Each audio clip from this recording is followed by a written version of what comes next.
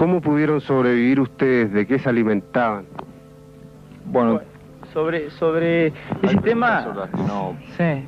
No contestar. El 12 de octubre de 1972 tuvo lugar un suceso que conmovió al mundo entero y que puso sobre la mesa la increíble capacidad de supervivencia de la biología humana bajo condiciones extremas. Lo que ocurrió en la cordillera andina puede catalogarse igualmente de tragedia y de milagro. No estamos aquí para contar la historia completa, que queda reflejada magistralmente en La Sociedad de la Nieve o en Viven. Estamos aquí para explicarte cómo 16 personas pudieron sobrevivir al hambre, al frío gélido, a las heridas y a un sinfín de calamidades, sobrepasando con creces lo que los tratados de fisiología nos han enseñado. En este momento dejamos 14 compañeros. Pero ¿ustedes hace cuántos días que salieron de allá? Nosotros aproximadamente hace 10 días.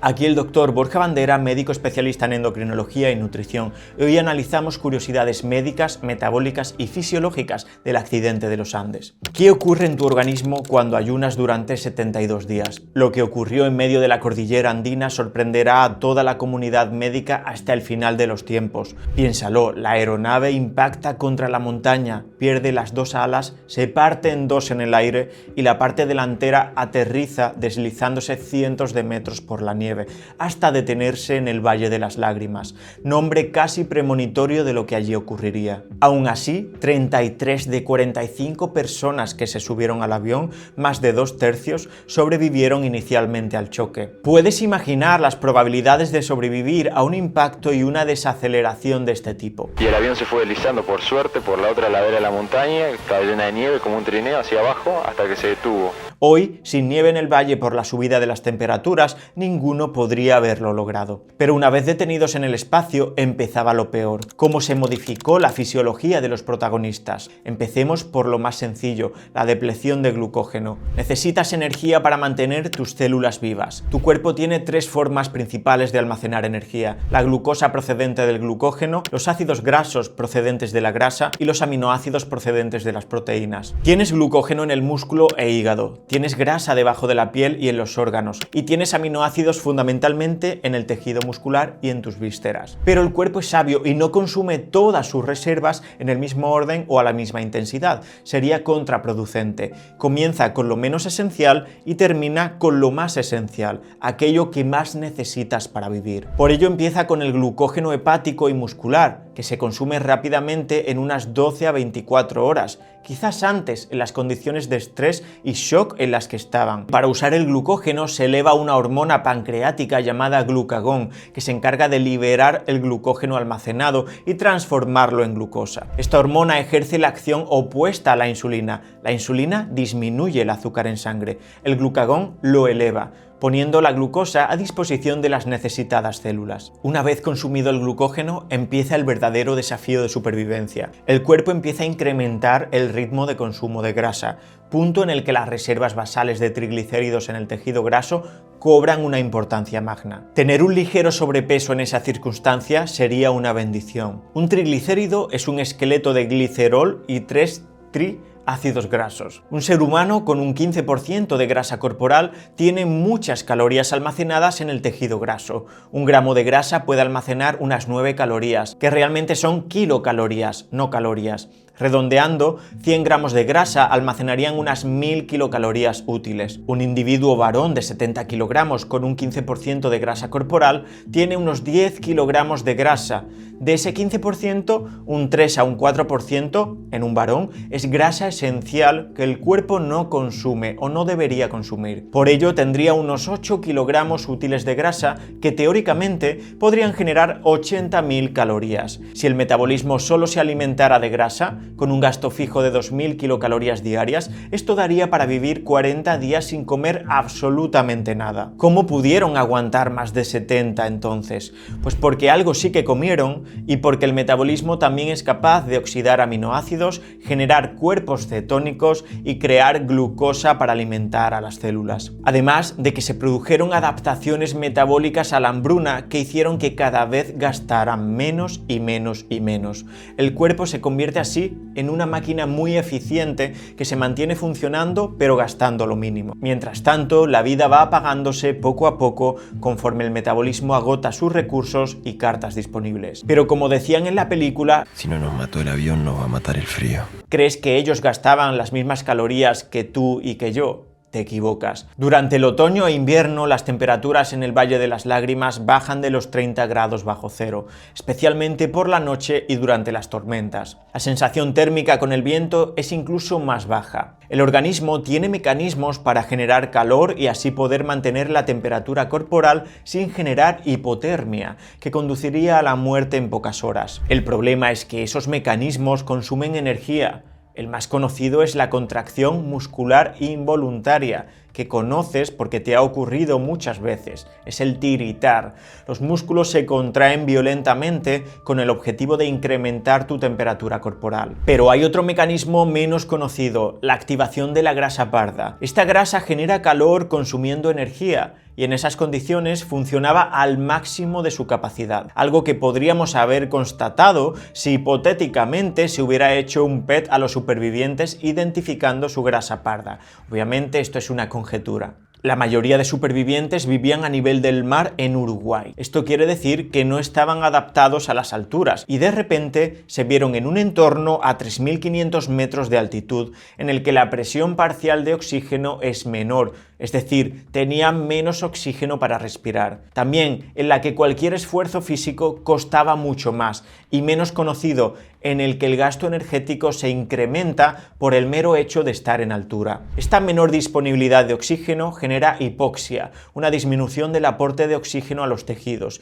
y puede causar edema cerebral y pulmonar. De hecho, esta fue la causa de muerte de muchos de ellos. ¿Recuerdas cuando intentan ayudar a un superviviente a respirar porque tenía encharcados los pulmones? Este es el letal edema pulmonar. Y no nos olvidemos de que las heridas, magulladuras y lesiones generadas en el accidente y en los días venideros aumentan también el gasto energético. Me viene a la cabeza la fractura de la base del cráneo que tiene Nando Parrado, generándole un característico signo en medicina llamado equimosis periorbitaria o signo del mapache, o las escaras y úlceras por presión generadas en aquellos que apenas podían moverse por lesiones u otro motivo. La falta de movimiento minimiza el flujo sanguíneo en los tejidos declives que apoyan contra el suelo, generando necrosis de la piel y tejidos blandos, que acaban infectándose y pueden causar la muerte. Gustavo Cervino en una entrevista contaba cómo Numa, días antes de morir, tenía agujeros en la espalda por donde se veían las apófisis espinosas. Estas son las temidas úlceras por presión. Y por supuesto el estrés emocional y físico generado por saber que te ha abandonado la búsqueda, que tus familiares y amigos están muertos al lado tuya, que te tienes que alimentar de ellos si quieres vivir, y que probablemente con todo ello no sobrevivas. Esto les hacía estar en un estado de lucha o huida continuo, que aunque les servía para no decaer y preservar la vida, también les hacía consumir mucha más energía de lo habitual. En este estado predomina la producción de cortisol y catecolaminas, que aumentan tu frecuencia cardíaca, la presión arterial y también ayudan a movilizar glucosa y ácidos grasos para que las células del músculo, corazón y cerebro puedan consumirlas. Todas estas circunstancias hicieron que el gasto energético total diario se multiplicase, en el mejor de los casos, por 1.5, una situación de alto estrés metabólico. La consecuencia, sus reservas se consumían a un ritmo acelerado, los días pasaban y cada vez estaban más débiles. Era una cuenta atrás en toda regla en la que la muerte les perseguía pisándole los talones. Obviamente, el brutal gasto energético hubiese tenido un menor impacto si en el avión hubieran existido suficientes provisiones, pero como sabrás, pasados los 2 a 3 días iniciales, se quedaron desprovistos de comida. ¿Cuál era la única posibilidad de obtener alimento? Sí, conocéis la historia, los cuerpos fallecidos de sus amigos, familiares y tripulación. Aunque la tan discutida antropofagia les salvara la vida, debes saber que ni mucho menos cubrió las necesidades energéticas de los vivos. Comer carne humana sin cocinar y prácticamente congelada les haría meter en el cuerpo a lo sumo unas 500 calorías diarias, lo justo para darles un empujón que les permitiera preservar la vida unos días más. Entonces dirás, Borja, ¿de dónde obtiene el cuerpo la energía energía que sí o sí necesita para mantener vivas las células, pues de la creación de nueva glucosa mediante el reciclaje de aminoácidos y su oxidación, de la oxidación de ácidos grasos almacenados y de la oxidación de aminoácidos contenidos en las proteínas. Merece la pena entender el primer proceso, cómo crea el cuerpo glucosa de la nada, cómo puede hacer esto. El hígado, como director de orquesta de tu metabolismo, tiene que generar glucosa para mantener vivo al cerebro, corazón y otros órganos. De no hacerlo, hubieran muerto en horas. Para ello, utiliza los llamados substratos gluconeogénicos, como el glicerol, procedente de los ácidos grasos, o también la alanina, arginina o cisteína y otros aminoácidos procedentes del músculo. Y esto les permitió generar una cantidad basal de glucosa que pudieron utilizar en esa situación de ayuno tan prolongado y que les salvó la vida. Pero poco a poco el cuerpo se va haciendo más eficiente en el consumo de grasa, que es un combustible, recuerda, más duradero y más abundante. Un tejido que les daría más tiempo. Hormonalmente, durante un ayuno prolongado de este tipo, existe un cóctel hormonal perfecto para utilizar la grasa almacenada. La lipasa sensible a hormonas se activa al máximo debido a 4 hormonas: la adrenalina, el cortisol, el glucagón y la hormona del crecimiento.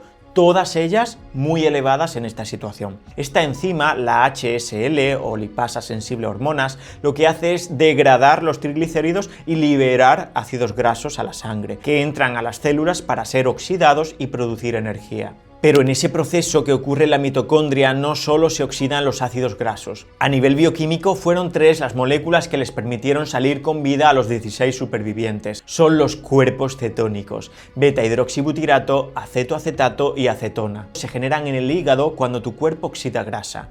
Son moléculas de supervivencia.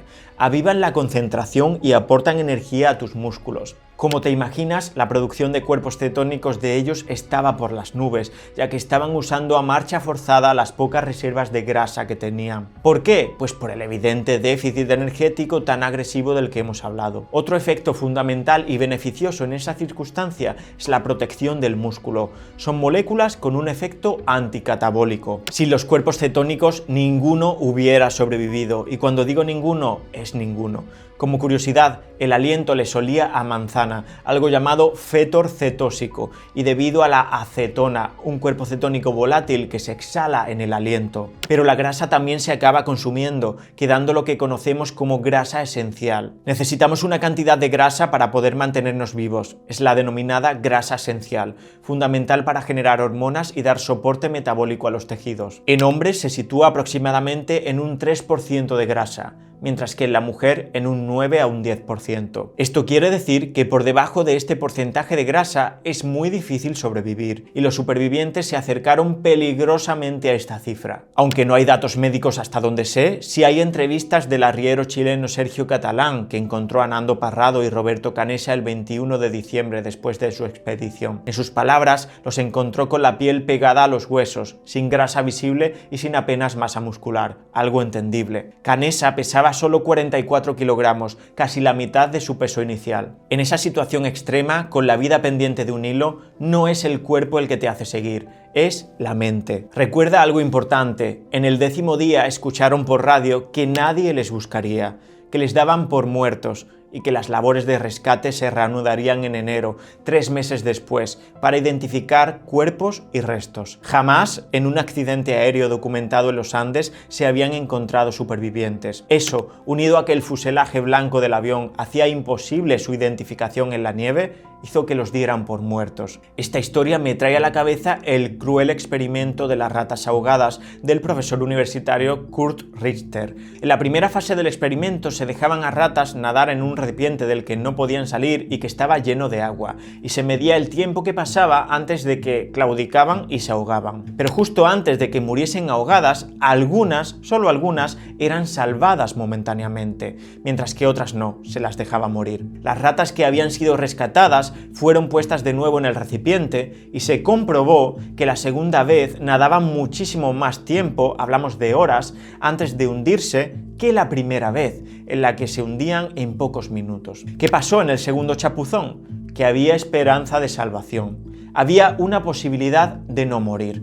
Las ratas tenían fe de que algo podía salvarles, tenían una expectativa positiva. Este experimento dio mucho que hablar, pues abrió la puerta a cómo las expectativas y la esperanza modulan tu biología y tus capacidades. Lo sorprendente de los Andes fue que, incluso cuando se confirmó que nadie les rescataría, muchos de ellos siguieron adelante. Y siguieron adelante enfrentándose a una muerte casi segura y haciendo lo imposible para dar pie a que al final ocurriera algo muy cercano a un milagro. Recuerda que en la expedición final, Nando Parrado y Roberto Canessa recorrieron 60 kilómetros durante 10 días a temperaturas bajo cero, después de 60 días de pseudo inanición, y en el caso de Nando, habiendo visto morir a su madre y hermana semanas antes y habiendo sobrevivido a una fractura de cráneo. En estas circunstancias todavía le quedaban fuerzas para coger la maleta de Canessa, su compañero, que estaba tan débil que apenas podía caminar. Una de las historias más sorprendentes que escucharás. ¿De dónde sacó fuerzas Nando? Pues solo él lo sabe,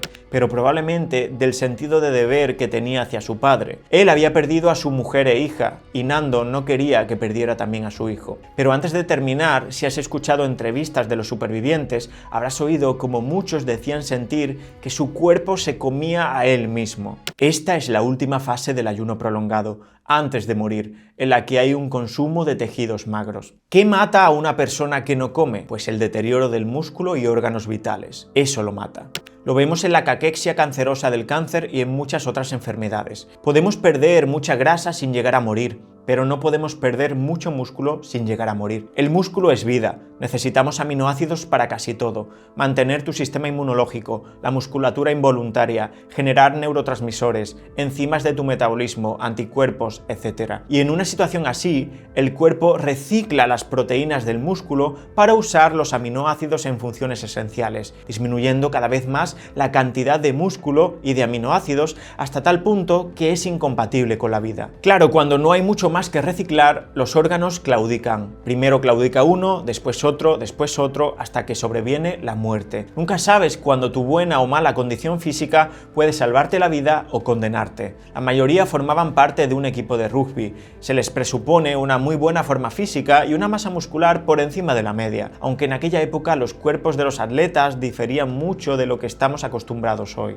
Pero esto probablemente, la forma física, la masa muscular, les salvó la vida. Muchos piensan que es el porcentaje inicial de grasa lo que decide tus posibilidades de sobrevivir a una situación así, pero no, es el tejido magro. Y ellos instintivamente sabían que sin obtener proteínas no sobrevivirían. Desde el punto de vista médico y en mi opinión personal desde cualquier punto de vista, hicieron muy bien comiendo la proteína disponible en los cuerpos fallecidos. No hubiera sido posible sobrevivir de otra manera. Pero no solo el comer el músculo les salvó, también los órganos y las vísceras. El músculo no aporta todas las vitaminas y minerales, ni las aporta en cantidades suficientes, por lo que tuvieron que comer también vísceras. El hígado es con diferencia la que más vitaminas y minerales aporta. Con todo y con esto, muchos desarrollaron deficiencia de vitamina C y escorbuto, una enfermedad que genera sangrado de las encías, pérdida de piezas dentales, alteración de la estructura del colágeno y anemia. También otras deficiencias esperables en esa situación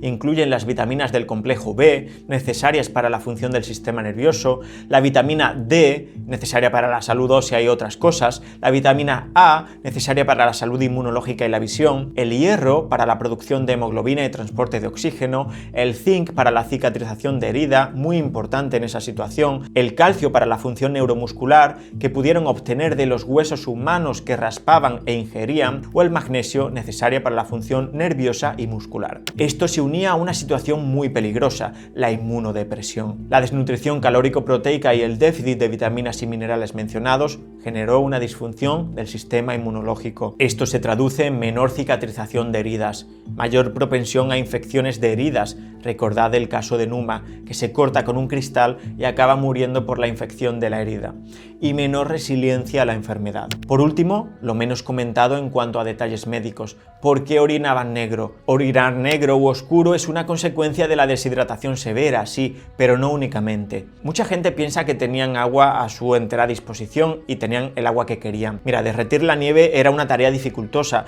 que solo podía ocurrir en determinados días y a horas concretas. Además, deshacer la nieve en la boca es de lo más doloroso, y más en una situación donde ya tenían las mucosas irritadas por las deficiencias nutricionales y el frío extremo. En cualquier caso, ingerían menos líquidos de los que necesitaban, y esto oscurecía el color de la orina, porque ésta quedaba más concentrada. ¿Es peligroso entonces no beber? Pues juzga tú. Recuerda que el 60% del peso de tu cuerpo es agua. Solo una pérdida del 5% del agua corporal total ya genera déficits cognitivos, y una pérdida de más del 10% genera un riesgo vital grave. Otra causa posible del color oscuro de la orina es la rhabdomiólisis. Los traumatismos, las escaras y mantener la misma posición durante horas pudo generar destrucción del tejido muscular. Esta destrucción aguda del músculo libera mioglobina a la sangre, una proteína que al filtrarse en la orina le aporta un color coñac o Coca-Cola. La rhabdomiólisis, de no recuperarse, puede generar fallo renal agudo y puede ser una condición que compromete la vida. La deshidratación,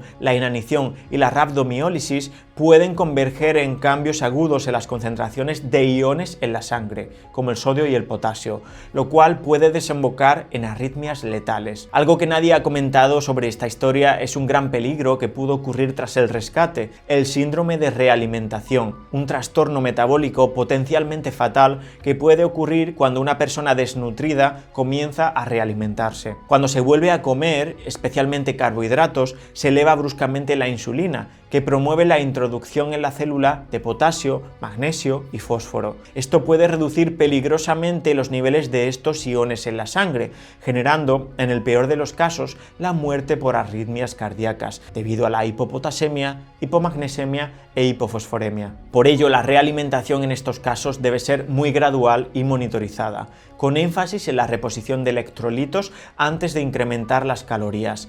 Deberían haber subido de peso progresivamente e incrementando las cantidades de alimento muy poco a poco. Como conclusión, más allá de llevar la biología al extremo, fueron cualidades inherentes al ser humano como la solidaridad, la empatía, el trabajo en equipo y mantener la esperanza, lo que posibilitó que 16 personas pudieran contar esta historia, 14 de las cuales viven a día de hoy. Es por ello que es y será una historia única y nos cautivará siempre. Si este vídeo te ha gustado, quiero que hagas tus preguntas en los comentarios y que reflejes la parte de la historia que más te cautivó. Y finalmente, si algún profesional viendo este vídeo tiene conocimientos sobre medicina de montaña, termofisiología o medicina en situaciones extremas de supervivencia, por favor que se ponga en contacto conmigo en el correo electrónico que tienes en la descripción del vídeo. Ahora sí, un fuerte abrazo, gracias por tu atención y a seguir empoderando.